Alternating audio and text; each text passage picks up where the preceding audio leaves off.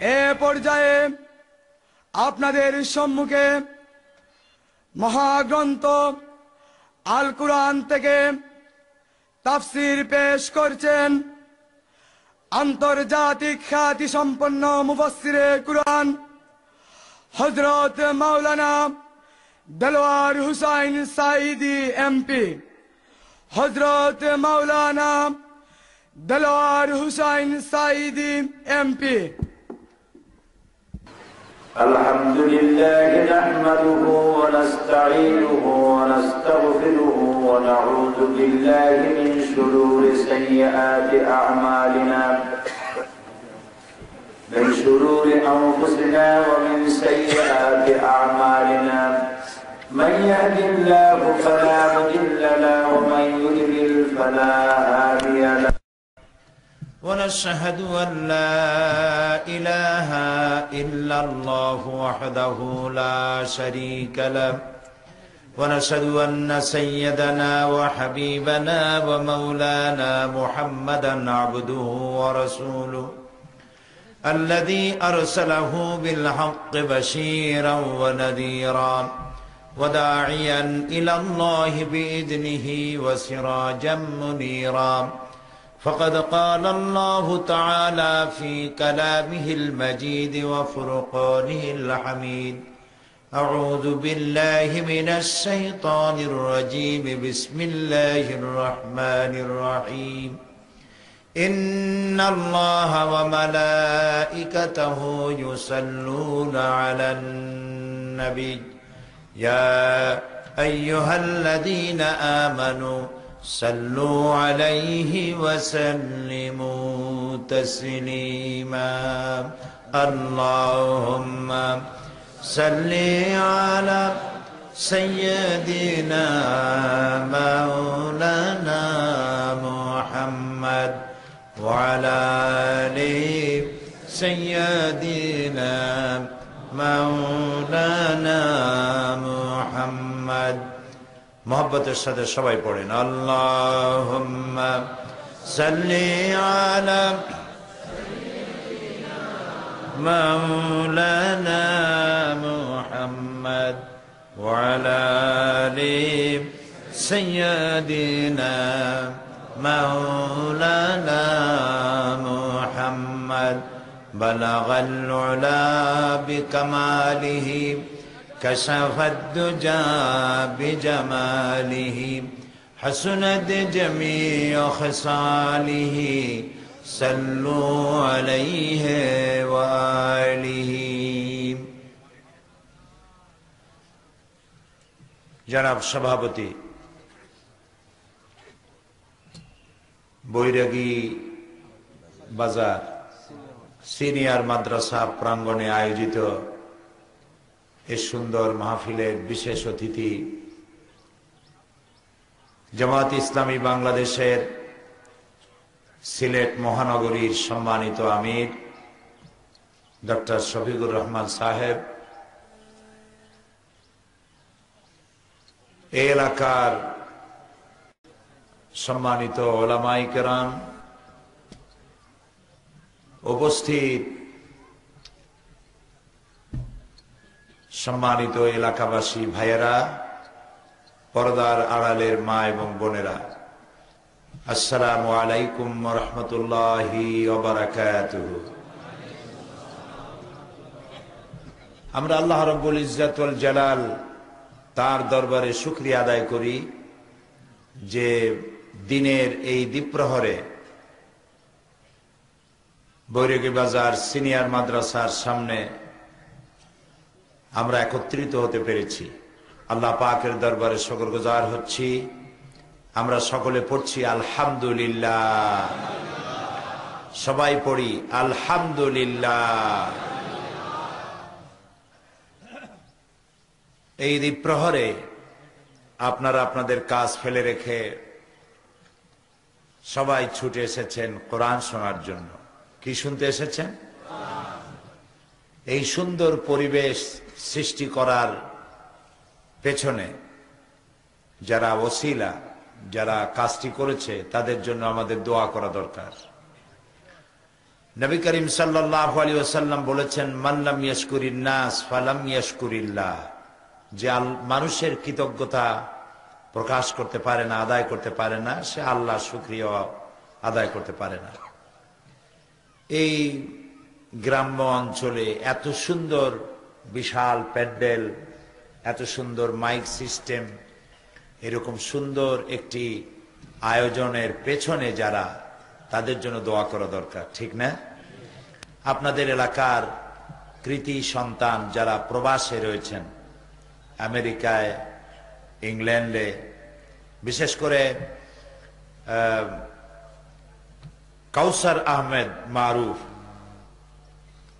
আপনাদের এলাকার সন্তান, মৌলানা নুরুল ইসলাম, ফয়সাল, ইকবাল, আলী আহমদ, সোহেল সহ আমেরিকা এবং ইউরোপে এই এলাকার যে সমস্ত প্রবাসী যুবকেরা আছেন যারা কাজ করছেন সেখানে, এই মাহফিলের পেছনে তাদের যথেষ্ট অবদান আছে এবং তারা আমার সঙ্গে যোগাযোগ করেছেন।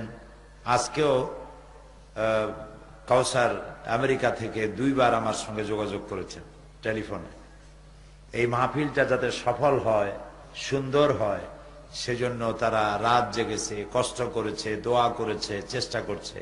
আমরা দোয়া করি আল্লাহ রাব্বুল আলামিন এইসব প্রবাসী বাংলাদেশি, বিশেষ করে সিলেটের, আল্লাহ তাআলা তাদের প্রতি রহম করুন, ভালো করুন। সবাই বলেন আমিন। এবং আমাদের যে সমস্ত ছেলেরা ইউরোপে, আমেরিকা আছে, যারা কাগজপত্রের অভাবে সেখানে নিয়ম মাফিক লিগ্যাল হতে পারছে না, অসুবিধা আছে, আল্লাহ তাআলা তাদের কাগজপত্রগুলি সুযোগ করে দিন, আল্লাহ তাআলা সহযোগিতা করুন, রহম করুন।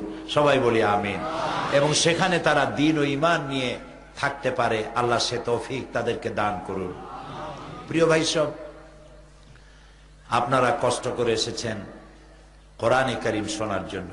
আর কোরআন হচ্ছে পৃথিবীর মুসলমানদের জন্য নয়, শুধু বিশ্ববাসীর জন্য আল্লাহর দেওয়া সর্বশ্রেষ্ঠ হেদায়েতের কিতাব। এর থেকে শ্রেষ্ঠ হেদায়েতের কিতাব আকাশের নিচে, জমিনের উপরে আর নাই। নবী করিম সাল্লাল্লাহু আলাইহি ওয়াসাল্লাম এই কিতাবখানা দিয়েই একটি বিরাট পরিবর্তন এনেছিলেন সমাজের মধ্যে, রাষ্ট্রের মধ্যে। যেখানে চুরি ছিল, ডাকাতি ছিল, জেনা ছিল, হত্যা ছিল, মানুষে মানুষে সংঘর্ষ ছিল, মানুষ কেনা বেচা হইতো। গরু ছাগল যেমন আমাদের দেশে কেনা বেচা হয় না, এরকম মানুষ কেনা বেচা হতো। এই যে দুরবস্থা ছিল পৃথিবীর, সেই দুরবস্থা থেকে মানুষকে একটি ভালো পর্যায়ে আনার জন্য আল্লাহ তাআলার চাইতে মানুষের জন্য কল্যাণকামী আর কি কেউ আছে?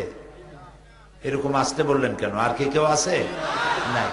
সেই মহা কল্যাণকামী আল্লাহ তাআলা তিনি নবী করিম সাল্লাল্লাহু আলাইহি ওয়াসাল্লামকে পৃথিবীতে পাঠালেন, আর একখানা কিতাব তার সাথে দিলেন। কিতাবখানার নাম কি?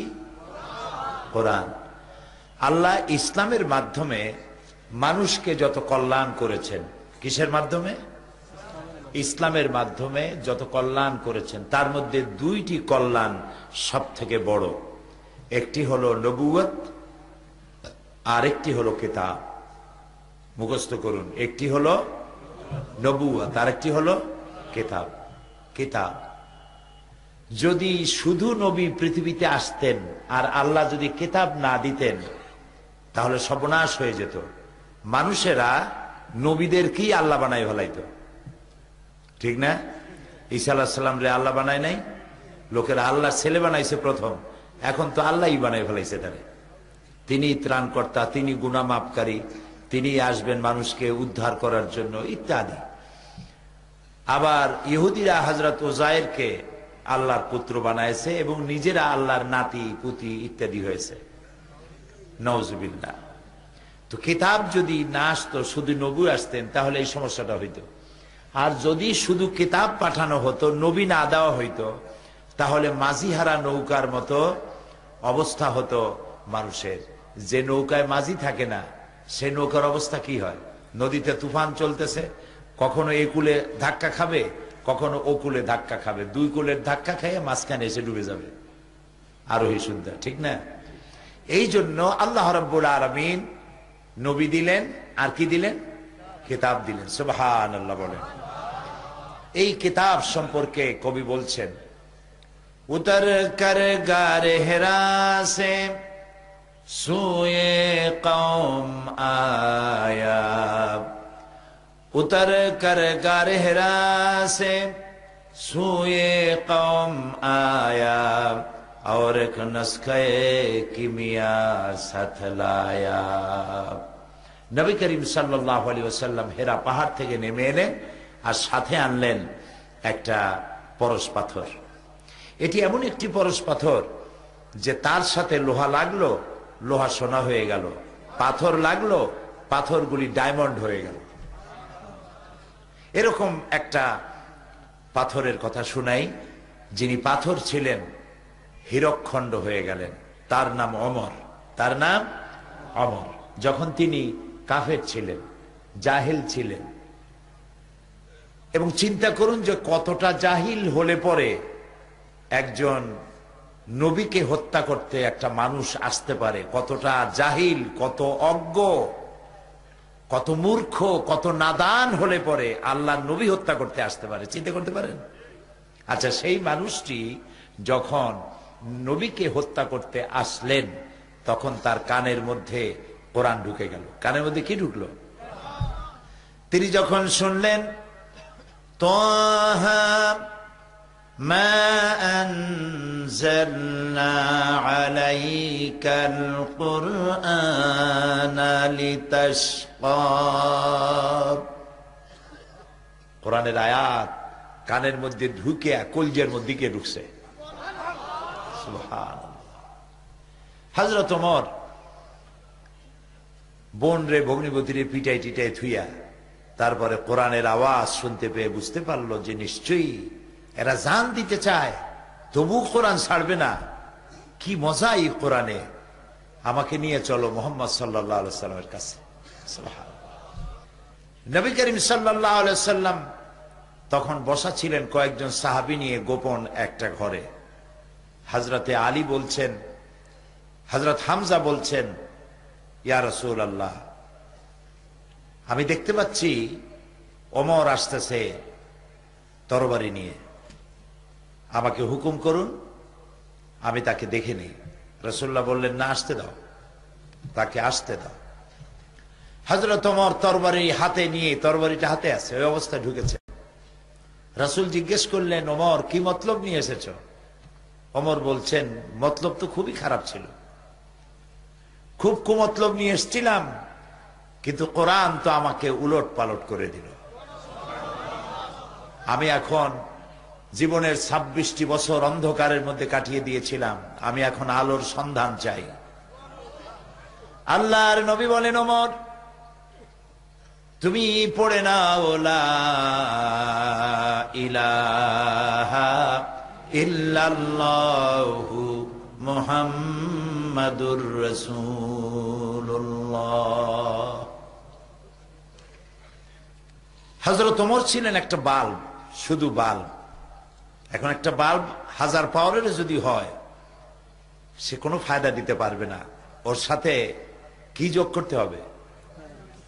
বিদ্যুতের সংযোগ দিতে হবে। হযরত ওমর ছিলেন লক্ষ কোটি পাওয়ারের একটা বাল্ব। এই বাল্বের সাথে ঈমান নামক বিদ্যুতের কানেকশন হয়ে গেল, এবার জ্বলে উঠলো দপ করে। হযরত ওমর রাদিয়াল্লাহু তাআলা আনহু জিজ্ঞেস করলেন, হে রাসূল, যে দ্বীনের উপর ঈমান আনলাম, এ দ্বীন কি হক? রাসূলুল্লাহ বলছেন, হ্যাঁ, এটা হক। যে আল্লাহর উপরে অদেখা আল্লাহরে বিশ্বাস করলাম, যারে আমিও দেখিনি, আমার বাপেও দেখে নেই, আল্লাহ কি হক? রাসূলুল্লাহ বললেন, হক। হে রাসূল, আপনার উপরে যে আখিরি জামানার নবী হিসেবে বিশ্বাস করলাম, আপনি কি হক? রাসূলুল্লাহ বললেন, আমি নবী হক। হযরত ওমর বললেন, আল্লাহ হক, কোরআন হক, দ্বীন হক, নবী হক, তাহলে ইসলামের দাওয়াত এই গোপনে কেন? আপনি আমাকে হুকুম করুন, এ দাওয়াত আমি কাবার সামনে গিয়ে দাঁড়ায় দেব। রাসূলুল্লাহ হুকুম করলেন, হযরত ওমর কাবার সামনে আসলেন।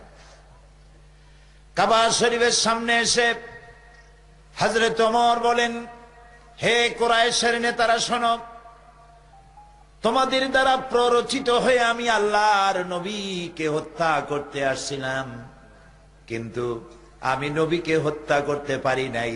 নবীর তাওহীদের তরবারিতে আমার জাহালাতের কল্লা কাটা গিয়েছে, আমি মুসলমান হয়ে গিয়েছি। এখন যদি ইসলামের বিরুদ্ধে কেউ টু শব্দ করো, যদি বাধা দিতে আসো, আমার তরবারি তারে ক্ষমা করবে না।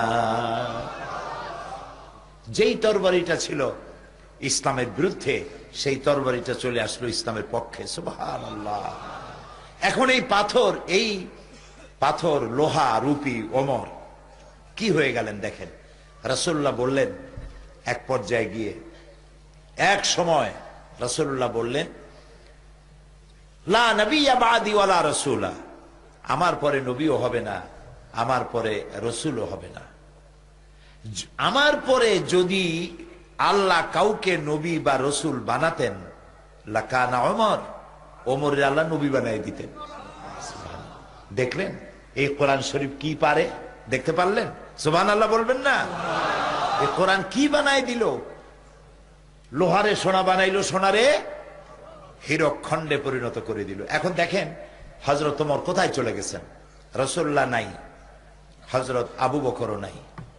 এখন হযরত ওমর রাদিয়াল্লাহু তাআলা আনহু তিনি হয়েছেন মুসলিম জাহানের খলিফাতুল মুসলিমিন, আমিরুল মুমিনিন, অর্ধেকটা পৃথিবীর বাদশাহ, প্রেসিডেন্ট। হযরত আলী রাদিয়াল্লাহু তাআলা আনহু বলেন, এই সময় আমি একদিন রাত্রে স্বপ্নে দেখছি যে আমি যেন রাসূল করিম সাল্লাল্লাহু আলাইহি ওয়াসাল্লামের পেছনে ফজরের নামাজ পড়ছি। এটা কি দেখতেছেন তিনি? স্বপ্ন। ফজরের নামাজ শেষ হয়ে গেছে, রাসূলুল্লাহ সালাম ফিরে পিছনের দিকে ফিরে বসছেন। মাসনুন দোয়াগুলি সাহাবায়ে কেরাম পড়া শুরু করেছে। হযরত আলী বললেন, আমিও সুন্নত দোয়াগুলি পড়ে বেরিয়ে গেছি মসজিদ থেকে। যেই না বেরোলাম, তখন দেখি মসজিদের দরজার কাছে এক বুড়ি দাঁড়ানো, হাতে বড় একটা পাত্র, খোরমা ভরা। বুড়ি বলছে, আলী তুমি এই ঘরের মধ্যে, মসজিদের মধ্যে আবার ঢোকো, এই পাত্রটা নিয়ে যাও, এর মধ্যে আমার নতুন বাগানের খোরমা ভরা। হযরত ওমরকে বলো, রাসূলুল্লাহকে বলো, তিনি যেন নিজে খান এবং সাহাবায়ে কেরামদের মধ্যে ভাগ করে দেন, তাহলে আমার বাগানে খোরমায় বরকত হবে।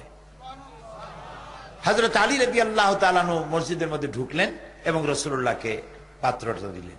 রাসূলুল্লাহ পাত্রটা হাতে নিয়ে একটা খোরমা হযরত আলীর মুখের মধ্যে দিয়ে দিলেন। হযরত আলী খোরমাটা চিবোচ্ছেন, এমন সময় ফজরের আজান হয়ে গেল, ঘুম ভেঙে গেল। হযরত আলীর ঘুম ভাঙছে ঠিকই, কিন্তু রাসূলের হাতের দেওয়া খোরমার স্বাদ হযরত আলীর মুখের মধ্যে তখনও ছিল। তিনি উজু করে মসজিদে নববীর মধ্যে চলে গেলেন। যে দেখছেন হযরত ওমর ইমামতির জায়গায় দাঁড়ানো। ইকামত হয়ে গেল, নামাজ শেষ। হযরত ওমর পিছনে ফিরে বসছেন। হযরত আলী রাদিয়াল্লাহু তাআলা আনহু তিনি সুন্নত দোয়াগুলি পড়ে মসজিদ থেকে বেরিয়েছেন।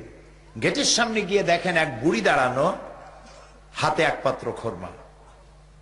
এখন কি স্বপ্ন না বাস্তব? এখন এটা বাস্তব।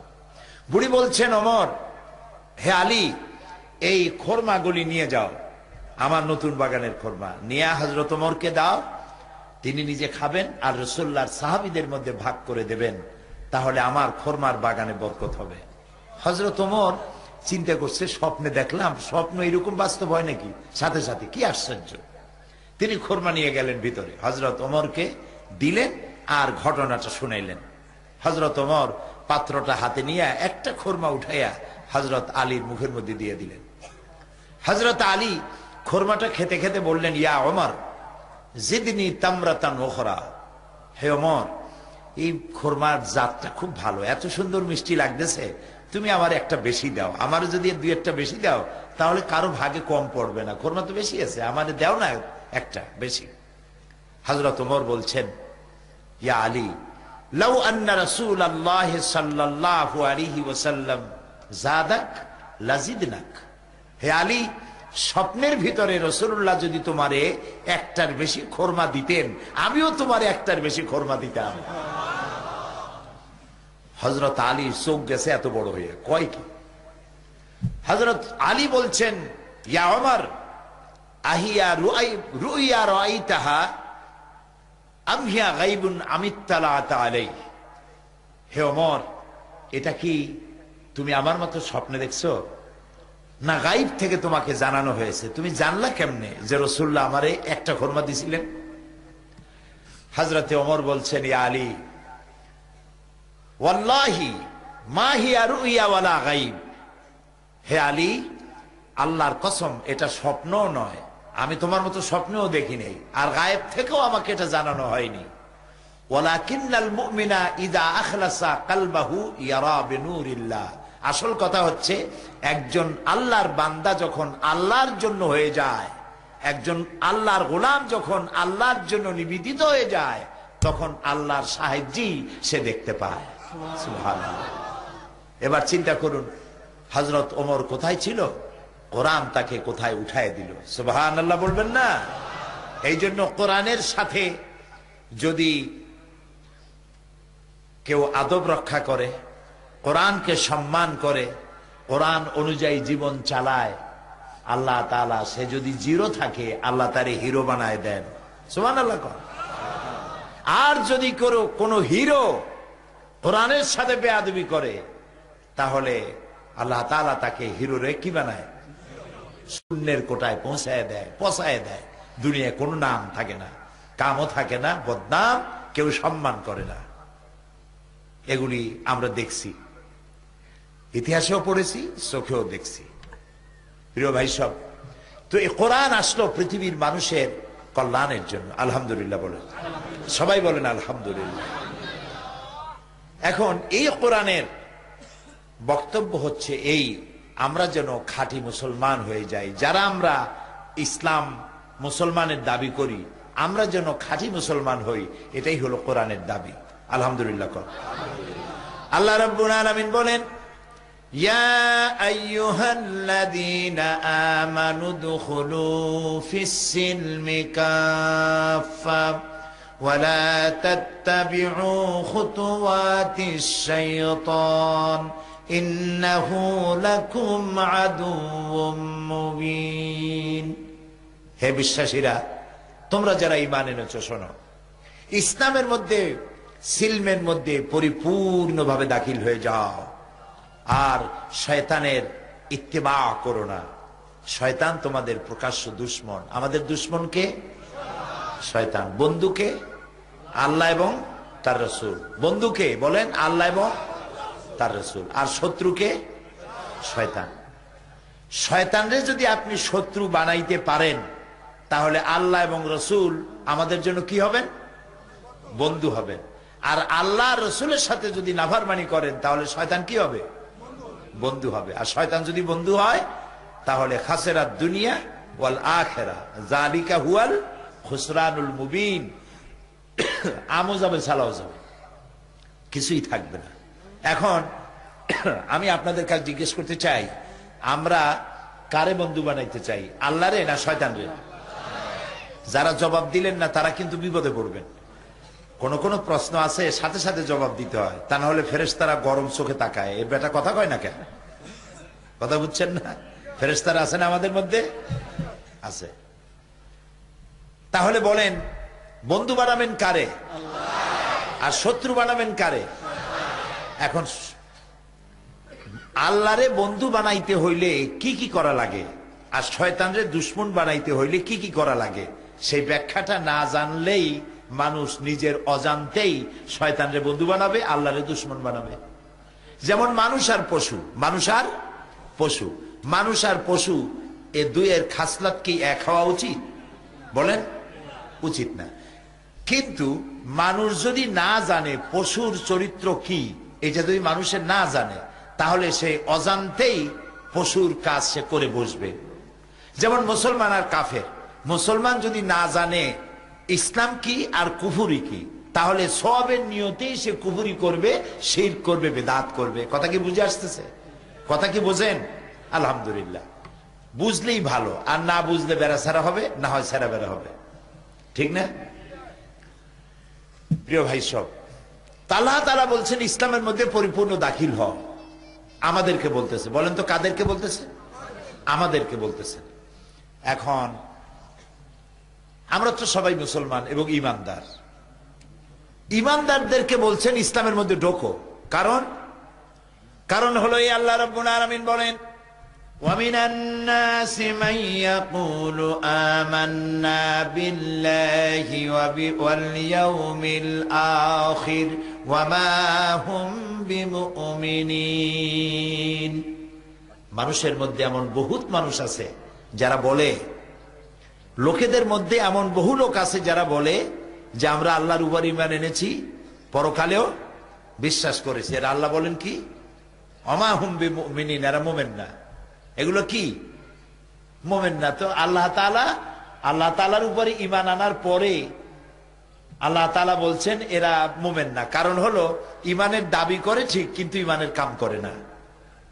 বহুত মুসলমান এমন আছে, নামাজ পড়ে, রোজা রাখে, কিন্তু জমিনের আইল ঠেলে। অবশ্য বৈরাগী বাজারে এরকমের লোক নাই, জমিনের আইল ঠেলালো আছে, ঠেলে। নামাজ পড়ে রোজাও রাখে, ওজনে কম দেয়। নামাজ পড়ে রোজাও রাখে, খাদ্যে ভেজাল দেয়। নামাজ পড়ে রোজাও রাখে, বউরে বেপর্দা রাখে। নামাজ পড়ে রোজাও করে, হজও করে, কিন্তু মিথ্যা কথা বলে, ওয়াদা খেলাপ করে, আমানতের খেয়ানত করে। এরকম লোক আছে? আছে। তাহলে বুঝতে হবে যে ঈমানের দাবি করলেই ঈমানদার হওয়া যায় না, যতক্ষণ পর্যন্ত ঈমানের শর্তগুলি পালন করা না হয়। ঈমানের শর্ত পালন করতে হবে।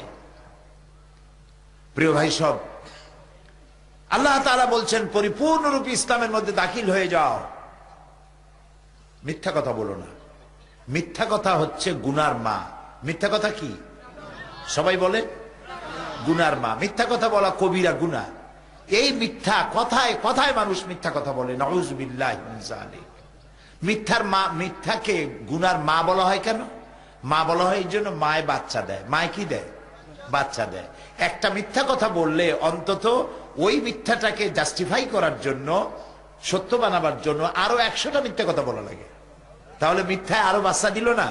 এই জন্য ওটা মিথ্যা হচ্ছে গুনার মা। এটা কবিরা গুনাহ।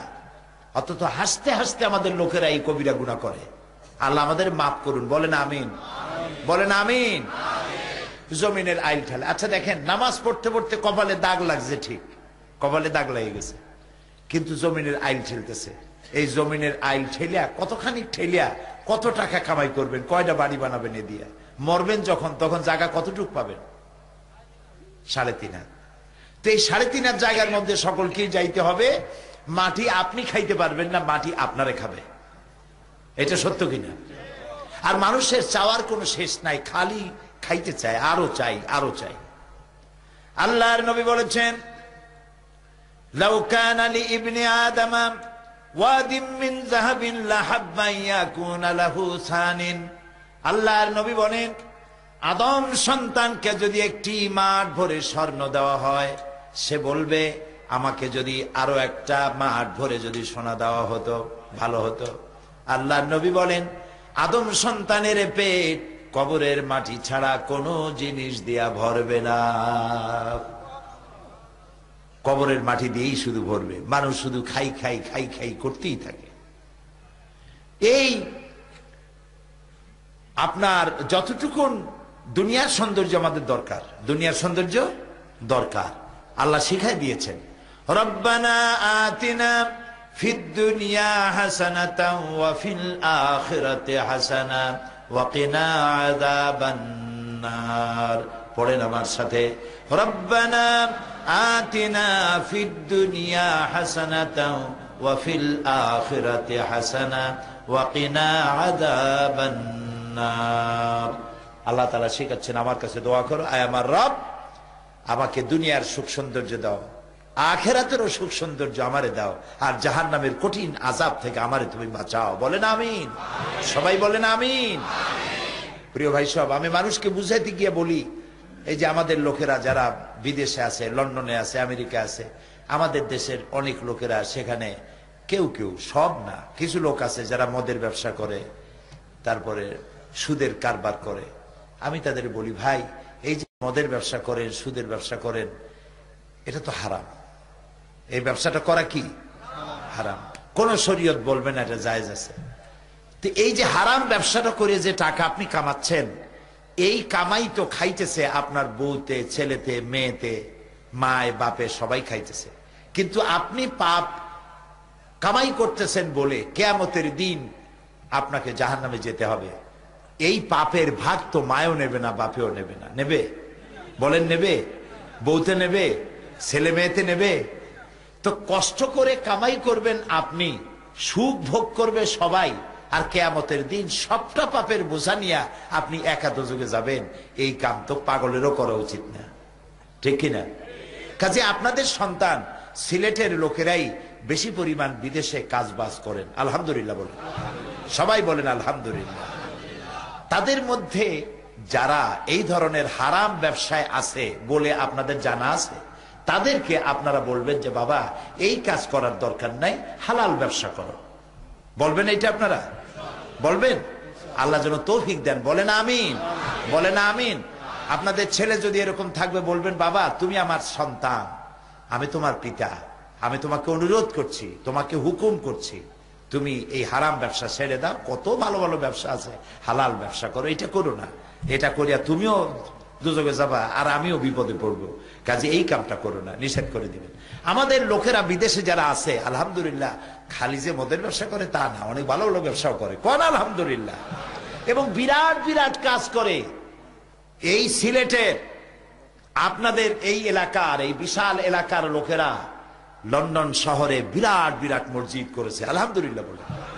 আমি 1978 সনে 78-এ সর্বপ্রথম আমেরিকা সফর করি। তখন নিউ ইয়র্ক সিটিতে, নিউ ইয়র্ক স্টেটে, সিটিতে আমি মসজিদের কথা শুনেছি। তখন মসজিদ ছিল মাত্র 17টা কি 18টার মতো। এখন সেই একটা সিটিতেই 6 মসজিদ হয়ে গেছে। লন্ডন, ইংল্যান্ডে আজ থেকে 150 বছর আগে মসজিদ ছিল মাত্র একটা। সেই ইংল্যান্ডে এখন মসজিদের সংখ্যা 8000 ছাড়াই গেছে। এরকম আসতে সুবহানাল্লাহ কইলেন? জোরে বলেন আলহামদুলিল্লাহ।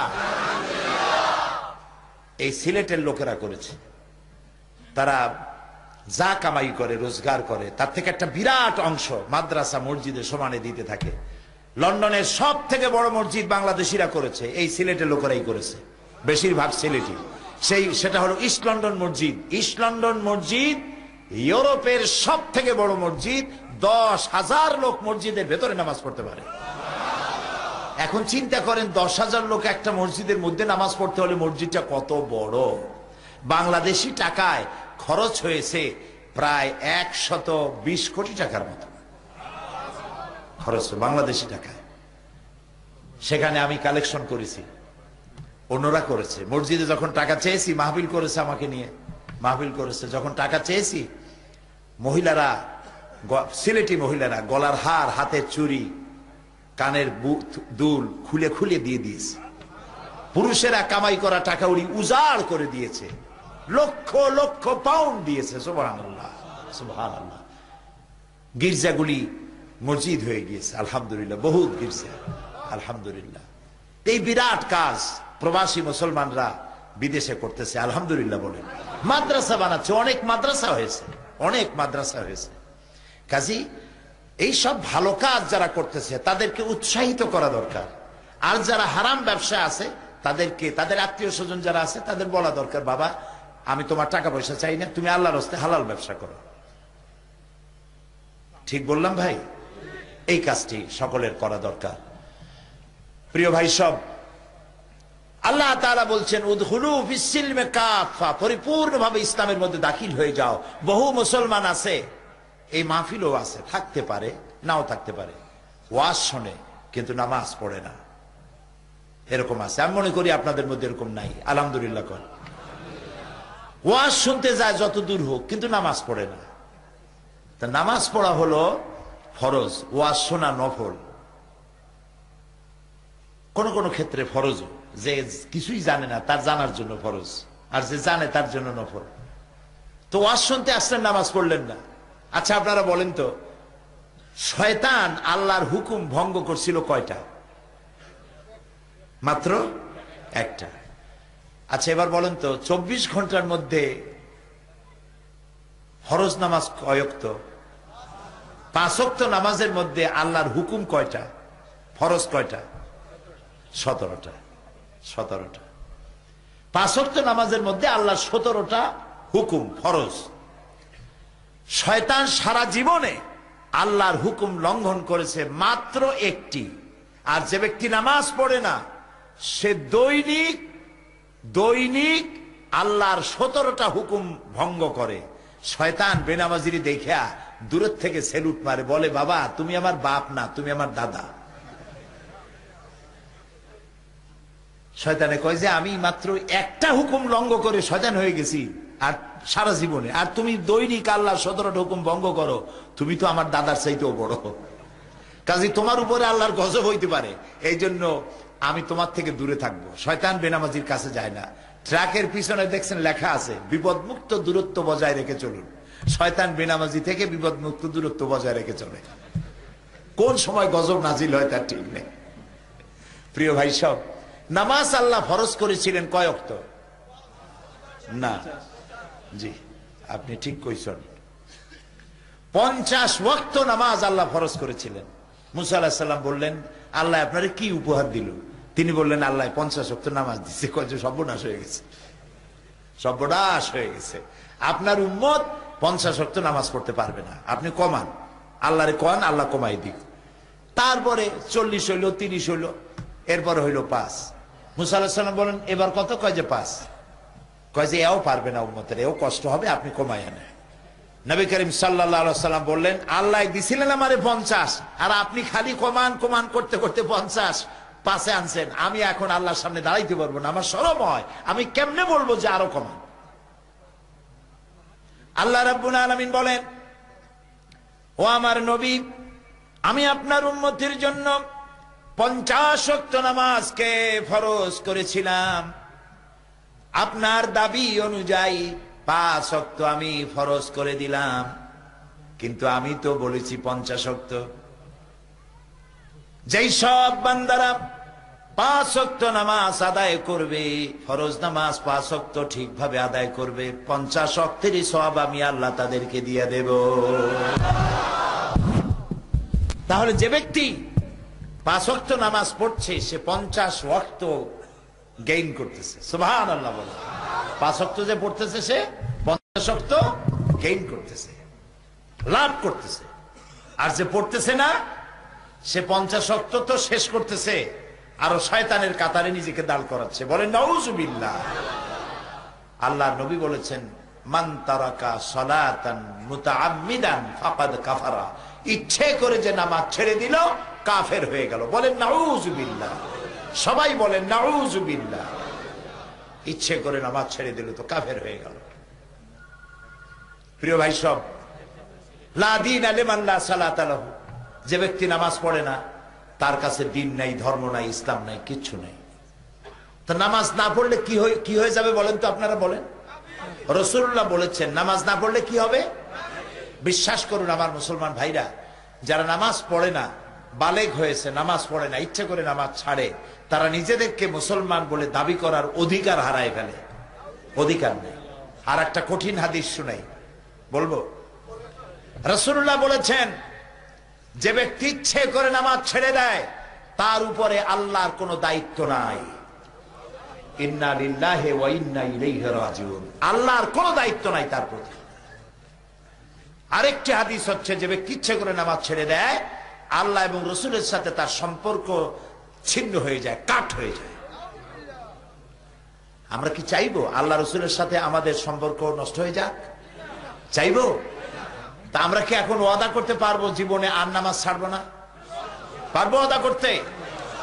যারা পারবেন শুধুমাত্র তারা, আর যারা পারবেন না তারা নয়। শুধুমাত্র ওই সব লোক হাত উঁচু করবেন যারা ওয়াদা রক্ষা করতে পারবেন। 2 হাত উঁচু করেন,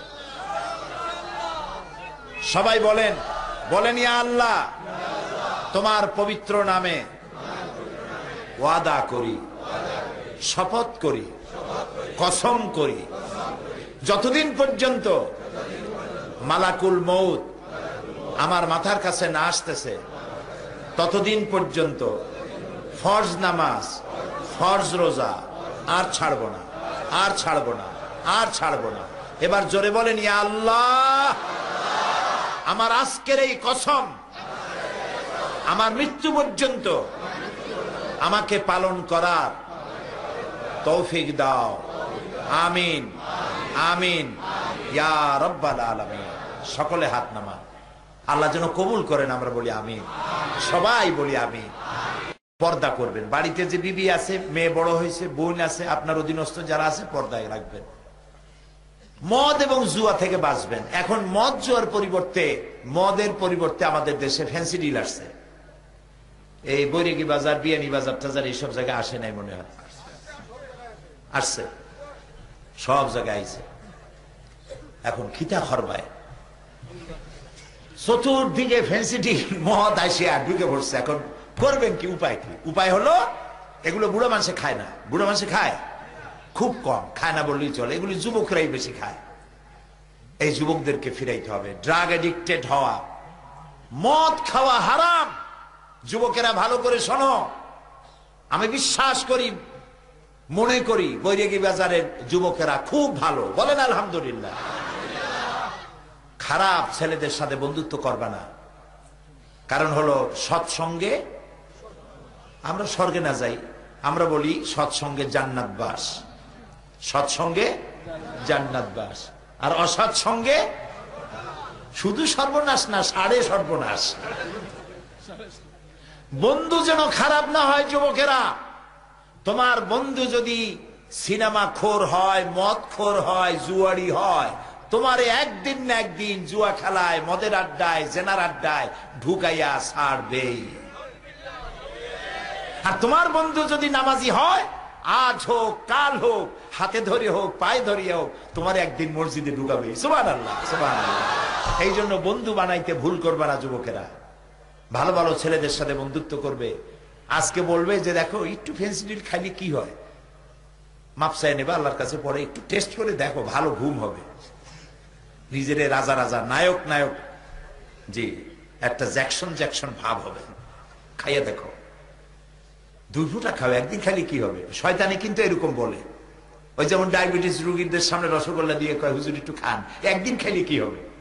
তো রসগোল্লাটা খাইলো, তারপরে যখন চা নে কয় যে আমি ডায়াবেটিস রুগী, এই চায়ের মধ্যে চিনি দিয়ে না, খাইছি কিন্তু রসগোল্লা। শয়তান বুদ্ধি কত আয়, ওর সাথে পারবেন না তো, এর সাথে পারবেন না বুদ্ধি করে। সেই জন্য আল্লাহর কাছে সাহায্য চাইতে হবে। আউযু বিল্লাহি মিনাশ শাইতানির রাজিম। যুবকেরা, তোমার যে বন্ধু তোমাকে ফেন্সিডিল খেতে বলবে, গান শুনতে বলবে, সিনেমায় যেতে বলবে, তুমি মনে করবে এটা বন্ধু নয়, এটা বন্ধুরূপী শয়তান। এটা বন্ধু নয়, এটা বন্ধুরূপী, জোরে বলো, শয়তান। আর যে বন্ধু তোমারে বলবে চলো ভাই নামাজে রক্ত হয়েছে, এতক্ষণ তো গল্প করলাম, এতক্ষণ তো খেলাধুলা করলাম, আজান হয়ে গেছে, চলো ভাই নামাজ পড়ে আসি, তারপর আবার খেলবো নে, তুমি মনে করবে এটা বন্ধু না, এটা ফেরেশতা। সুবহানাল্লাহ। এই জন্য বন্ধুত্ব করতে হবে ভালো ছেলেপেলের সাথে। আর মুরব্বীদের বলবো, গভর্নমেন্টের আইন আছে, সবার কে থাকতে বলছি, ফ্যান্সি ডিল, জুয়া, মদ এগুলি নিষিদ্ধ। এগুলি কোথাও যদি কেউ খায় দেখতে পারেন, পুলিশে ধরিয়ে দিবেন। পুলিশে আচ্ছা তরে মেহমানদারি করে দেবে থানায় নিয়ে। পারবেন ধরাই দিতে? আপনার নিজের ছেলেও যদি। আর আমাদের বাংলাদেশ আলহামদুলিল্লাহ পৃথিবীর অন্যতম ভালো দেশ, আলহামদুলিল্লাহ। এখানে এমন বাপও আছে নিজের মদখোর, ফেন্সিডিল খোর ছেলেকে পুলিশের হাতে উঠাই দিয়েছে, সন্ত্রাসী ছেলেকে ধরে পুলিশের হাতে উঠাই দিয়েছে। এরকম বাপ মা আছে, আলহামদুলিল্লাহ, আলহামদুলিল্লাহ। নারায়ণগঞ্জের একটা সন্ত্রাসীকে মেরেছে র্যাব, র্যাবের নাম শুনলেও এখন লুজ মোশন শুরু হয়ে যায় সন্ত্রাসীদের। এত বড় মারাত্মক সন্ত্রাসী আমি তো চিন্তাও করতে পারি না যে অন্তত মায় না কান্দতে পারে। সেই লোকটার নাম আমার মনে নাই, টেলিভিশনে ছবি দেখছি, যারে মারা হলো ওর নাম জানি কি। সেইটার লাশের কাছে গিয়ে তার মা থুতু ফেলেছে, তার বউতে তার ছেলেরা লাশের উপরে থুতু ফেলেছে, এবং তারা বলেছে যে শয়তান মরেছে, র্যাবের হায়াত দারাজ করুক আল্লাহ, এ শয়তান মরছে, ভালো করছে, শয়তান রে মারছে। প্রিয় ভাই সব, যুবকেরা এই রকমের জীবন যাপন করে লাভ কি যে গ্রামের লোকেরা তোমারে দেখলে ভয় পায়, মেয়েগুলি কলিজা ধরফর করতে থাকে, আল্লাহ ওই মন্টুর সাথে যেন দেখা না হয় রাস্তায়। এই নামগুলিও কিন্তু আজকাল খুব খারাপ রাখতেছে। আমি কি ঠিক বলছি কিনা? মুসলমান ছেলের নাম রাখে মন্টু, বল্টু, সেন্টু, আকাশ, বাতাস, অক্সিজেন। কোন এগুলি একটা নাম হইল? আপনি নিজেই সর্বনাশ করছেন। এই নামের ছেলে মেয়ে জীবনেও ভালো হবে না, লিখে রাখেন ডায়েরিতে। আপনি নাম যদি খারাপ রাখছেন, এ ছেলে জিন্দিগিতে ভালো হবে না। আপনি কি শুনেছেন কোথাও এই যে এত মাজার আছে না বাংলাদেশে, কত মাজার আছে না, কোন জায়গায় দেখছেন হযরত মন্টু রহমতুল্লাহ আলাইহির মাজার? অথবা এখন আপনাদের সামনে বক্তব্য রাখবেন মুফাসসিরে কোরআন হযরত মাওলানা সেন্টু সাহেব। জিন্দিগিতে মানুষ মন্টু, সেন্টু, বল্টু, ওপি, কপি এই জাতীয় যত নাম রাখবেন, গুন্ডা হবে, মাস্তান হবে, শয়তান হবে, জেনাকার হবে, একটাও ভালো হবে না। এই জন্য নাম রাখবেন ভালো ভালো নাম, মনে থাকবে, ভালো ভালো নাম রাখবেন। ভালো নাম, আরবি নাম, এগুলি আলেমদের কাছ থেকে জিজ্ঞাসা করে নিতে হবে কি নাম রাখবেন। তারপরে যুবকদেরকে বলতে চাই, যুবকেরা ভালো হয়ে চলতে হবে, চরিত্রবান হতে হবে, এমন জীবন যাপন করবে যাতে করে মেয়েরা তোমাকে দেখে ভয় না পায়, সেজন্য মনে করে তুমি তার ভাই, এবং তুমি অন্যের মেয়েকে দেখলে মনে করবা ওটা আমার মা অথবা আমার মায়ের পেটের বোন, তাহলে চোখটা খারাপ হবে না। তুমি যদি মরো, মৃত্যুর তো এইভাবে গ্যারান্টি নাই যে বুড়াগুলি আগে মরবে আর যুবকেরা দাড়ি না পাকা পর্যন্ত মরবে না, এরকম হবে নাকি? হবে। বৈশাখ মাসের ঝড় যখন আসে তখন কি খালি পাকা আম পড়ে না গুটিয়ামও পড়ে? গুটিয়াম আরও বেশি পড়ে। কথা কি বুঝে মাথায় ঢোকে? কাজে এই কথা চিন্তা করার কোনো কারণ নাই। এই জন্য যুবকেরা এমন জীবন যাপন করো যাতে তুমি মরে গেলে পাড়ার লোকেরা যেন বলে আল্লাহ এত ভালো ছিল, মানুষের উপকার করতো ছেলেটা, আহারে ছেলেটা মরে গেল।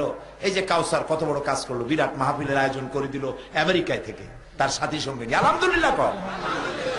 ছেলে এরকম হওয়া উচিত যাতে পাড়া প্রতিবেশী দোয়া করে আল্লাহ এই ছেলেটার প্রতি রহম করো, ওর মায়ের প্রতিও রহম করো, এইরকম ছেলে পেটে রাখছে। আর যদি গুন্ডা হও, মাথায় এরকম বাল্লুকের মতো চুল, হাতে উল্লুকের মতো নখ, গলায় সোনার সেন, কি একখান ভাব। মানুষেরা কোনো বন্ধ নাই, শুনতে থাকেন। তারপরে মরে যাওয়ার পর লোকেরা বলবে আল্লাহ শয়তান একটা কমছে, বাইসে গেছি, এরকম বললে সেটা কি ভালো হবে? যুবকেরা বলো ভালো হবে? হবে না। আমি যুবকদের কল্যাণ কামনা করি, ইসলাম যুবকদের কল্যাণ কামনা করে, নবী করিম সাল্লাল্লাহু আলাইহি সাল্লাম যুবকদের কল্যাণ কামনা করেন, স্বয়ং আল্লাহ তাআলা যুবকদেরকে পছন্দ করেন। সুবহানাল্লাহ কোন? রাসূলুল্লাহ বলেছেন কিয়ামতের দিন আরশের নিচে, যেদিন আরশের ছায়া ছাড়া কোনো ছায়া থাকবে না, সেই দিন আরশের নিচে 7 শ্রেণীর লোকদের জায়গা করা হবে। কয় শ্রেণী? 7 শ্রেণী। ওর মধ্যে একটা হলো শাবুন নাশা ফি ইবাদাতিল্লাহ, ওই সব যুবক যারা রাত কাটাইছে আল্লাহর ইবাদতের মধ্য দিয়ে। সুবহানাল্লাহ, সুবহানাল্লাহ। তো আসতে কোন কেন? যুবকদের এই ফজিলত, যুবকদের এই ফজিলত শুনিয়া যারা বুড়া মানুষ তারা কি রাগ করতেছেন? আমরা তো ওই বয়স পার হয়ে আসছি, ঠিক না ভাই? এই জন্য যুবকদের উপরে আল্লাহ তাআলা বেশি খুশি। কারণ হচ্ছে যুবক বয়সে ইবাদতের বয়স, বুড়া হইলে ইবাদত করব এই কথা মনে করো না। কারণ বুড়া হইলে সারা রাত ঘুম আসে না, কাশতে কাশতে অস্থির, চোরেরাও বাড়ির কাছে আসতে পারে না, হ্যাঁ খালি কাশে। বুড়া হইলে বলে সোজা হয়ে দাঁড়ানো যায় না, কোমর ব্যথা করে, হাঁটুতে ব্যথা করে সেজদা দিতে। যুবক বয়স হলো ইবাদতের বয়স, লম্বা লম্বা সেজদা দাও আল্লাহরে, জোরে কোন সুবহানাল্লাহ। কারে সেজদা দিবে? আল্লাহরে। বেহেশতে যাওয়া খুব কঠিন কাজ না, খুব সহজ। হালাল খাও, হারাম খাইও না, মিথ্যা কথা বলো না, সত্য কথা বলো, ওজনে কম দিও না, খাদ্যে ভেজাল দিও না, বউরে পর্দায় রাখো, জমিনের আল ঠেলো না, হজ ফরজ হইলে হজ করে আসো, কিয়ামতে বেহেশতে চলে যাবো। সামান্য এই কিছু কাজ করলে হবে। কিন্তু এইসব আমল বাদ দিয়া, এইসব কাজ বাদ দিয়া দাঁড়িয়ে আছে, টুপি আছে, নামাজ পড়তেছি, কিন্তু আকাম করতেছি, জান্নাতে যাওয়া যাবে না, জান্নাতে যাওয়া যাবে না। উদখুলু ফিস সিলমি কাফা, ইসলামের মধ্যে পরিপূর্ণভাবে দাখিল হয়ে যাও। আমরা যদি সবাই ইসলামের মধ্যে পরিপূর্ণ দাখিল হইতে পারি, আমাদেরকে কেউ মারতে পারবে না। সুবহানাল্লাহ। এই যারা আমাদেরকে সন্ত্রাসী বলে, আমি ইউরোপ আমেরিকায় বক্তৃতা করি, তো সেসব জায়গায় আল্লাহর মেহেরবানি প্রত্যেক বছর আল্লাহ নেয়। আমি বলি, দেখো আমাদের সন্ত্রাসী করে লাভ নাই, সন্ত্রাসী তোমার দেশে, আমার দেশে না। এই যে ইউরোপ আমেরিকায় বেলা 4টার সময় সব মার্কেট বন্ধ হয়ে যায়, কোনো মার্কেট খোলা থাকে না, ইমার্জেন্সি কয়েকটা ফার্মেসি ছাড়া আর কিছু খোলা থাকে না, সব বন্ধ। তা আমি বললাম, তোমরা বন্ধ করো কেন? এই জন্য বন্ধ করো যে সন্ত্রাসীদের হাত থেকে বাঁচতে পারবে না, চুরি হতে পারে, ডাকাতি হতে পারে, লুটপাট হতে পারে, এই ভয়তে বেলা 4টার সময় ইউরোপ আমেরিকা সব দোকান বন্ধ। আমার দেশে যাও তো, এই যে সন্ত্রাসী কই আমাদের এত কাল দাও, আমাদের দেশে যাও, বিয়ানী বাজার, বৈরাগীর বাজার, বৈদ্যের বাজার, হবিগঞ্জ, কুলাউড়া, তারপরে এই লালখা বাজার, এরপরে তাজপুর, বিশ্বনাথ, লালা বাজার, গোয়ালা বাজার, এইসব জায়গাগুলি দেখে আসো তো। রাত 2:30, 2টা, 3টে পর্যন্ত আমাদের দেশের বাজারে কেনা বেচা হয় না?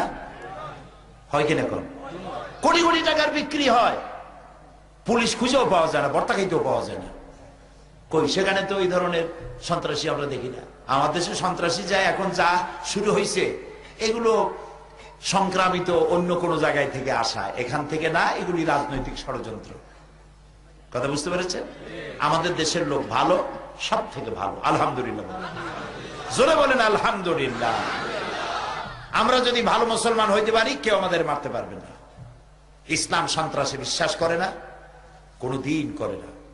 আমাদের দেশে সন্ত্রাসী কাজগুলি যারা করছে, আমরা আল্লাহ তাআলাকে বলবো যে আল্লাহ তাআলা তুমি দয়া করে ওদেরকে ধরায় না। বলেন আমিন, সবাই বলেন আমিন। আল্লাহ এদেরকে জনগণের সামনে ল্যাংটা বানায় দাও, যেন মানুষেরা চিনতে পারে ওরা কারা। প্রিয় ভাই সব, আমাদের দেশ সুন্দর দেশ, এই দেশে আমরা হিন্দু মুসলমান সুন্দরভাবে বসবাস করছি। এত সুন্দর দেশ আর হয় না। মক্কা মদিনা আমার সব থেকে বেশি প্রিয়, আর দেশ হিসেবে বাংলাদেশ আমার সব থেকে প্রিয়, আলহামদুলিল্লাহ। আমরা এখানে খুব শান্তিতে আছি। আপনারা একটা মাদ্রাসা করেছেন, আমার তো দেখে চোখ জুড়ায় গেছে। এই রকমের গ্রামের মধ্যে এত সুন্দর মাদ্রাসা করছেন, আলহামদুলিল্লাহ। একবার জোরে বলেন আলহামদুলিল্লাহ। এই মাদ্রাসাটা আলেম পর্যন্ত চালু আছে। আপনাদের ছেলে মেয়েরা যাতে এখান থেকে ফাজেল পাস করতে পারে, ফাজেল পাস করা মানে ডিগ্রি পাস করা, বিএ পাস করা। বর্তমান সরকার এটাকে ডিগ্রি করার জন্য, ফাজেলকে ডিগ্রির মান, কামেলকে মাস্টার্সের মান দেওয়ার জন্য সরকার এখন সক্রিয়ভাবে চিন্তা ভাবনা করছে। আমি আশা করি শীঘ্র হয়ে যাবে ইনশাআল্লাহ। আপনাদের এই মাদ্রাসাটা ফাজেল করার জন্য মাদ্রাসার প্রিন্সিপাল সাহেবকে আমি বলেছি, আপনারা আমার সাথে যোগাযোগ করবেন, আমার হাতে যেটুকু আছে আমি করে দেবো ইনশাআল্লাহ, যাতে আপনাদের মাদ্রাসাটা যাতে ফাজেল হতে পারে সে চেষ্টায় আমার ত্রুটি থাকবে না ইনশাআল্লাহ। আমি আপনাদেরই একজন, আমি আপনাদেরকে অন্তর দিয়ে ভালোবাসি, সিলেটের মানুষদেরকে আমি অন্তর দিয়ে ভালোবাসি। এই জন্য সিলেটের মানুষদের মধ্যে অতিথি পরায়ণতা এবং আলেম ভক্তি এত বেশি বাংলাদেশে খুব কম আছে, আলহামদুলিল্লাহ। এবং এটা কেন হয়েছে সেটারও ব্যাখ্যা আমি তালাশ করেছি যে এতটা হলো কেন। এর কারণ হচ্ছে এইখানে আল্লাহ তাআলার বহু আউলিয়ায়ে কেরাম এই দেশে, এই এলাকায় চলে বেড়াইছেন, সফর করেছেন, আলহামদুলিল্লাহ সফর করেছেন। তাদের পদচারণা আর আলেম ওলামাও, তাদের বরকতে বহুত আলেমের পয়দা হয়েছে এই সিলেটের মাটিতে। সিলেটের মাটিও ভালো, সিলেটের মানুষও ভালো, আলহামদুলিল্লাহ। বড় বড় আলেম এই ময়দানে পয়দা হয়েছে, বড় বড় ওলিউল্লাহ এই মাটিতে শুয়ে আছে, সুবহানাল্লাহ। কাজী আমরা যেন আমাদের জীবনটাকে সুন্দর করতে পারি, ভাগ্যটাকে সুন্দর করতে পারি, আল্লাহ সেই তৌফিক আমাকে হযরত শাহজালাল রহমতুল্লাহ আলাইহি আমাকে কিছু করতে পারবেন না। আমার কপাল আমাকে নিজেকে গড়ে নিতে হবে। কথা কি বুঝছেন? হযরত শাহজালাল তো দরকেনার, দূরের কথা। নবী করিম সাল্লাল্লাহু আলাইহি ওয়াসাল্লামকে আল্লাহ তাআলা বলেছেন, হে নবী আপনি বলেন, আহলে বাইতদেরকে বলেন যে আমি তোমাদের কোনো উপকারে আসব না। আমি জানি না কিয়ামতে আমার সাথে আল্লাহ কি ব্যবহার করবেন, এবং আমি এও জানি না আল্লাহ তোমাদের সাথে কি ব্যবহার করবেন। কোরআন। এরপরে রাসূলুল্লাহ হযরতে ফাতেমা, হযরত আলী, হাসান, হুসাইন, আহলে বাইত সকলকে ডেকে বললেন, ও ফাতেমা, রাসূলুল্লাহর মেয়ে হিসাবে কিয়ামতে তোমার কোনো ফায়দা নাই। ও আলী, রাসূলুল্লাহর জামাই হিসাবে কিয়ামতে তোমার কোনো ফায়দা নাই। ও হাসান আর হুসাইন, কিয়ামতের দিন মুহাম্মদ সাল্লাল্লাহু আলাইহি ওয়াসাল্লামের নাতি হিসাবে তোমার কোনো ফয়সালা নাই। আমল যদি ভালো হয় জান্নাতে চলে যাবে। আমলটাই ঠিক করে নিতে হবে। কাজী কিয়ামতে নবী করিম সাল্লাল্লাহু আলাইহি ওয়াসাল্লাম যেখানে বলছেন যে আমি তোমাদের কোনো উপকারে আসবো না, আহলে বাইতকে বলবেন আমাদের জন্য উপকারে আসবেন তিনি। আল্লাহ কর্তৃক সুপারিশের দায়িত্ব তিনি পাবেন, এবং সুপারিশ যার যার জন্য আল্লাহ নির্ধারিত করবেন তারা ছাড়া আমভাবে পাইকারি দরে সকলেই সুপারিশ প্রাপ্ত হবে, এ আশা করা দুরাশা মাত্র। এই জন্য আমাদের শরীরটাকে আমরা কি জান্নাতের দিকে নেব না জাহান্নামের দিকে নেব, সেটার জন্য গড়তে হবে নিজেকে। একটা শের বলে শেষ করব। আমল সে জিंदगी बनती है ये जन्नत भी व जहन्नम भी। अमल से जिंदगी बनती है ये जन्नत भी व जहन्नम भी। ये खाकी अपने फितरत है न नारी न नूरी। আমল সে জিंदगी बनती है, আমল দিয়ে জীবন গড়ে, নইলে পরে এই দেহটা জান্নাতের মাটি দিয়েও তৈরি নয়, জাহান্নামের আগুন দিয়েও তৈরি নয়। আমল দিয়েই এই দেহটা জাহান্নামে যাবে, আর নেক আমলের কারণেই এই দেহটা জান্নাতে চলে যাবে। সুবহানাল্লাহ। ইয়া আইয়ুহাল্লাযীনা আমানু দুখুলু ফিস-সিলমি কাফা। হে মুসলমানেরা, আসুন ইসলামের মধ্যে পরিপূর্ণ দাখিল হয়ে যায়। এবার আমি আপনাদের জন্য, আপনাদের নিয়ে দোয়া করব। দোয়ার জন্য বসেন। দাঁড়ানো ভাইরা, দাঁড়ানো ভাইদেরকে তো এতক্ষণ বসতে বলি নাই, এবার বলছি মেহেরবানি করে বসুন। আমরা দোয়া করব। যাদের মা বাপ মারা গেছে, ছেলেদের মেয়েদের পরীক্ষা শুরু হয়েছে, তাদের জন্য, সবার জন্য দোয়া হবে। দোয়ার জন্য সবাই কাছে আসেন এবং বসে পড়েন। কাছে আসেন, বসে পড়েন। আমি আপনাদেরকে বসতে বলছি, মেহেরবানি করে বসেন। আমরা আল্লাহর কাছে দোয়া করব, মুনাজাত করব। একটুখানি জিকির করেন, লা ইলাহা লা ইলাহা ইল্লাল্লাহ, লা ইলাহা ইল্লাল্লাহ, লা ইলাহা, লা ইলাহা, লা ইলাহা ইল্লাল্লাহ মুহাম্মাদুর রাসূলুল্লাহ। সুবহানাল্লাহ ওয়ালহামদুলিল্লাহ, লা ইলাহা ইল্লাল্লাহ, সুবহানাল্লাহ। প্রিয় ভাই সব, এই মাদ্রাসাটি এটি হচ্ছে পরকালের জন্য একটা ব্যাংক। পরকালে ইনভেস্টমেন্টের জন্য এটা একটা ব্যাংক। ব্যাংকে টাকা রাখলে টাকায় সুদ হয়, লাভ হয়। সুদ হয় সুদী ব্যাংকে, লাভ হয় ইসলামী ব্যাংকে। বুঝছেন তো কথা? এইটা হলো একটা ব্যাংক। এই ব্যাংকে আপনি যত জমা করবেন, এইটা প্রত্যেকটার বিনিময় 10 গুণ বর্ধিত আকারে আল্লাহ ফেরত দিবেন। সুবহানাল্লাহ। আপনি দিবেন 1, আল্লাহ দেবেন 10। 10 থেকে শুরু করে 700, 10 থেকে শুরু করে 700 আল্লাহ তাআলা দিবেন। এই ব্যাংকে কিছু জমা রাখবেন। আমি জানতে পারলাম আপনারা এলাকার বহু লোকেরা এই প্রতিষ্ঠানে সাহায্য করেছেন, এবং বিদেশ থেকেও সাহায্য আসছে। মাদ্রাসাগুলি আমাদের প্রাণ। এটি একটি আলিয়া মাদ্রাসা। আলিয়া মাদ্রাসা, আমাদের দেশে 2 ধরনের মাদ্রাসা আছে, কওমি মাদ্রাসা, আলিয়া মাদ্রাসা। আমরা 2 ধরনের মাদ্রাসার প্রতি সম্মান রক্ষা করি, মর্যাদা দেই। দুটোই ঠিক আছে।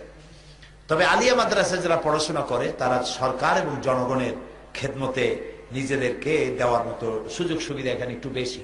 তো এই মাদ্রাসাটা আপনারা করেছেন, খুব ভালো কাজ করেছেন। এটা ফাজেল হোক, কামেল হোক, এটা কি আপনারা চান? চান?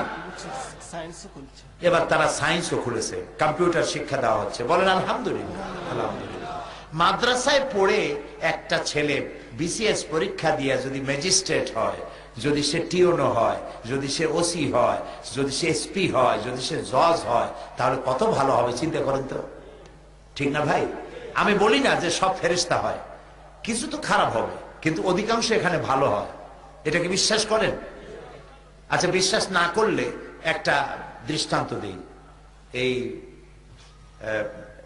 এই এলাকা সিলেট জেলার আন্ডারে, তাই না? সিলেট জেলায় জেলখানা আছে না? এই জেলখানার মধ্যে কয়েদি আছে না? এই কয়েদির মধ্যে একটু তালাশ করে দেখেন তো মৌলানা আছে কয়জন কয়েদি?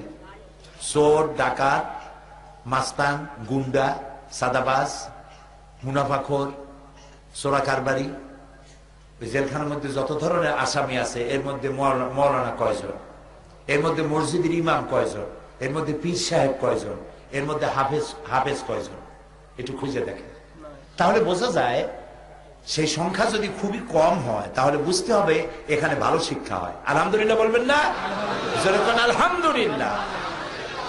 এটা কোন পিতা এমন আছে যে এই আশাটা করবে না যে আমার ছেলেটা এমন হোক, লেখাপড়াও শিখুক, আলেমও হোক, দেশ পরিচালনার যোগ্যতাও হোক, আর আমি যখন মরব তখন আমার জানাজার ইমামতি করতে পারবে আমার ছেলে। আলহামদুলিল্লাহ। সেই জন্য আপনারা শুধু টাকা দিবেন না, ছেলে মেয়েও দিবেন। দিবেন তো? আপনারা টাকা পয়সাও দিবেন। বিদেশের দিকে তাকায় থাকবেন না, তাহলে ওরা বেহেশতে যাবে, আপনি তাকায় তাকায় দেখবেন। ওরা যদি 10,000 দেয়, আপনি তো 500 দিলেও পারেন, 100 দিলেও পারেন, 50 দিলেও পারেন। সবাই মিলে এই প্রতিষ্ঠানে আপনারা সাহায্য করবেন, তাই না? আজকেও যাওয়ার সময় মাদ্রাসার ভলেন্টিয়াররা, ছাত্ররা চাদর নিয়ে দাঁড়াবে তাদের গেটের কাছে। আপনারা যাওয়ার সময় পকেটে চোখ বুঝে হাত দেবেন, গুনে গুনে দেখবেন না যে কত। আল্লাহ তো গুনে দেয় নাই, জন্মের দেওয়া দিচ্ছে, ঠিক না? আলহামদুলিল্লাহ। একদিন না হয় চোখ বুঝে দিলেন, যা আছে পকেটে চোখ বুঝে দিয়ে দেন। আলহামদুলিল্লাহ। সবাই দেবেন তো? আচ্ছা, দেখি তো কেটে কেটে দেবেন। একটু কঠিন প্রশ্ন হয়ে গেল বোধ হয়। কে কে দেবেন? আমিও দেব, সেই জন্য হাত উঁচু করলাম। আমিও দেব। আলহামদুলিল্লাহ। আলহামদুলিল্লাহ। আপনারা কিন্তু, ও মাশাআল্লাহ, উনি 1000 দিবেন, আপনি দিয়ে যান, হাঁটিয়ে আসেন, কদমে কদমে 10 নাকি হবে। তো আপনারা এইভাবে করে যাওয়ার সময়, আমি এখন এভাবে নিব না, কারণ আমরা এখানে আজান দিয়ে জোহরের নামাজটা পড়বো। এত বড় জামাত কোথাও পাবো না এখন, ঠিক না ভাই? জোহরের আজান দিয়ে নামাজটা পড়ে নেব। ওই যাওয়ার সময় ওইখানে চাদর নিয়ে দাঁড়াবেন, সবাই হাত তুলে কিন্তু বেকায়দায় পড়ছেন, হাত তুলে ওয়াদা করছেন। সাক্ষীকে দারুণ বেকায়দায় পড়ে গেছেন, না দিয়ে যাইতে পারবেন না, কিন্তু যা পারেন তাই দিয়ে যাবেন। আল্লাহ তৌফিক দিক। জোরে কোন আমিন, আরো জোরে বলেন আমিন। বাস, আলহামদুলিল্লাহ। ওই টাকাটা নেই। মাশাআল্লাহ। এখন মোনাজাত হবে, মোনাজাতের পরে আজান হবে, এরপরে জামাতে নামাজ পড়বেন। আল্লাহুম্মা আমিন। ربنا ظلمنا أنفسنا وإن لم تغفر لنا وترحمنا لنكونن من الخاسرين। আয় আল্লাহ তাআলা, হাজার হাজার মুসলমান নরনারী বৈরাগী বাজারের এই সিনিয়র মাদ্রাসার সামনে তোমার কোরআনের কথা শুনে আমরা হাত তুলেছি। মেহেরবানি করে আমাদের জিন্দেগীর গুনাহ খাতাকে মাফ করে দাও রব্বুল আলামিন। আমাদের মধ্য থেকে আমাদের মা বাপ যাদের দুনিয়া থেকে বিদায় হয়ে গেছে, আল্লাহ তাআলা কবরগুলিকে জান্নাতের টুকরায় পরিণত করে দাও। রব্বিরহামহুমা কামা রব্বায়ানি সগীরা। সবাই পড়েন, রব্বিরহামহুমা কামা রব্বায়ানি সগীরা। আল্লাহ তাআলা আমাদের বিবি বাল বাচ্চা যা দান করেছো সবগুলিকে দিনদার, ইমানদার, নামাজি, পরহেজগার মুসলমান বানায় দাও রব্বুল আলামিন। तमाम পৃথিবীতে মুসলমানেরা যত জায়গায় বিপদে আছে, বিপদগ্রস্ত মুসলমানদেরকে আল্লাহ তুমি সাহায্য করো। আয় আল্লাহ তাআলা, আফগান এবং ইরাক, কাশ্মীর, বসনিয়া, চেচনিয়া, দুনিয়ায় বিপদগ্রস্ত মুসলমানদেরকে আল্লাহ তুমি সাহায্য করো রব্বুল আলামিন। আমাদের দেশের মুসলমানেরা যারা বিদেশে কাজবাজ করছে, বিশেষ করে সিলেটে মুসলমানেরা, বৃহত্তর সিলেটের মুসলমানেরা যত জায়গায় প্রবাসী জীবন যাপন করছেন, তাদেরকে ঈমানের সাথে রাখো, ইজ্জতের সাথে রাখো, সুস্থতার সাথে রাখো, হালাল ব্যবসার মধ্যে তাদেরকে রাখো। আল্লাহ তাআলা আমেরিকা থেকে কাউসার সহ তাদের বন্ধু বান্ধব সবাই মিলে লন্ডন থেকে এই মাহফিলের আয়োজন যারা করেছেন, চেষ্টা করেছেন, অর্থ দিয়েছেন, আল্লাহ তাআলা তাদের প্রতি তোমার খাস রহমত নাজিল করো। বিদেশে বিভুয়ে বছরের পর বছর তারা আছে একটা লিগ্যাল কাগজ পাওয়ার অপেক্ষায়, যাদের লিগ্যাল কাগজ যারা পায়নি, আল্লাহ তাআলা প্রবাসীদেরকে এই কাগজটা সরকারিভাবে তারা যাতে পায় এবং সুস্থতার সাথে বিনা চিন্তায় বিনা পেরেশানিতে তারা যেন হালাল ভাবে রুজি রোজগার করতে পারে, আল্লাহ এই তৌফিক তুমি তাদেরকে দান করে দাও। আল্লাহ তাআলা এই সিনিয়র মাদ্রাসাটি আল্লাহ তুমি দয়া করে ফাজেলে কামেলে পরিণত করে দাও। যারা টাকা পয়সা দিয়েছেন এবং দেওয়ার ওয়াদা করেছেন, আল্লাহ তাআলা তাদের ওয়াদা পূরণ করার তৌফিক দান করে দাও। আল্লাহ তাআলা আমাদের দেশে, আল্লাহ তাআলা খুব বিনয়ের সাথে তোমার কাছে আরজি করি, এই আমাদের এই দেশটা পৃথিবীর মধ্যে মুসলমানদের, তোমার হাবিবের উম্মতের একটি বিশাল মুসলিম দেশ, অন্তত 14 কোটি মুসলমান এদেশে বাস করে। আল্লাহ তাআলা কারা যেন গ্রেনেড মারিয়া, বোমা মারিয়া দেশটার বড় বদনাম করে ফেলে দিল। আল্লাহ তাআলা এই গ্রেনেড হামলায়, বোমা হামলায় যেসব মুসলমান চলে গেল, আল্লাহ তাআলা তাদের প্রতি তুমি রহম করো। সেদিনও হবিগঞ্জে যে ঘটনা হয়েছে, এই ঘটনার শিকার যারা হয়েছে তাদের প্রতি তুমি রহম করো। আল্লাহ তাআলা এই বোমা যারা মারলো, এই গ্রেনেড যারা মারলো, আল্লাহ তুমি তাদেরকে প্রকাশ করে দাও, তাদেরকে ল্যাংটো করে দাও, তাদেরকে বেইজ্জত করে দাও। আল্লাহ তাআলা তোমার কাছে বিনীতভাবে ফরিয়াদ করি, এই যারা বোমা মারে, সন্ত্রাসী তৎপরতা চালায়, গ্রেনেড মারিয়া বাংলাদেশটারে বেইজ্জত করতেছে, আল্লাহ তাআলা তুমি তাদেরকে হেদায়েত দাও, ওদেরকে হেদায়েত দাও।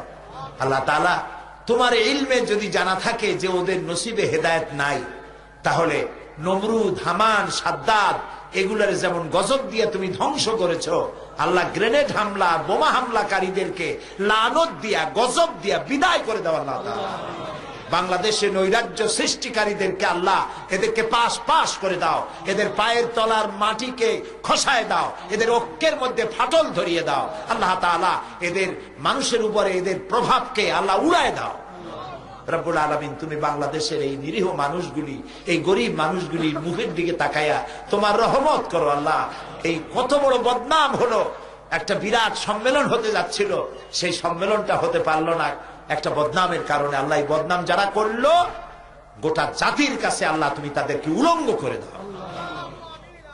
আল্লাহ তাআলা তুমি আমাদের প্রতি মেহেরবান হও, আমাদের গুনাহ খাতা মাফ করে দাও। কয়েক সেকেন্ড আমি আপনাদের জন্য ছেড়ে দিলাম, আপনারা নিজেদের কথা নিজেরাই আল্লাহকে বলেন, দোয়া কবুল হবে ইনশাআল্লাহ।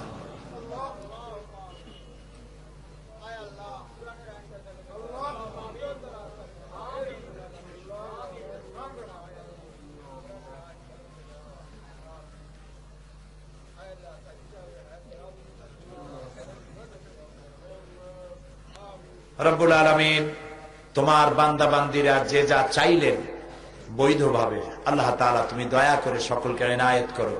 আল্লাহুম্মা লা তারুদ্দানা খাইবিন, আল্লাহ তাআলা একেবারে কিছু না দিয়ে আমাদেরকে খালি হাতে এই ময়দান থেকে ফেরত দিও না বাবা, আমাদেরকে তোমার রহমত দিয়ে আমাদেরকে মালামাল করে দাও।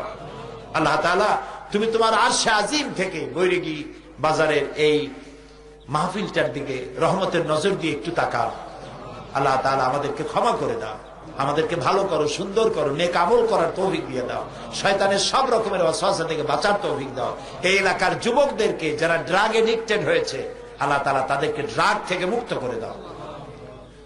ربنا تقبل منا إنك أنت السميع العليم وتب علينا إنك أنت التواب الرحيم سبحان ربك رب العزة عما يصفون وسلام على المرسلين والحمد لله رب العالمين واجعل آخر كلامنا عند الموت لا إله إلا الله محمد رسول الله. السلام عليكم ورحمة الله.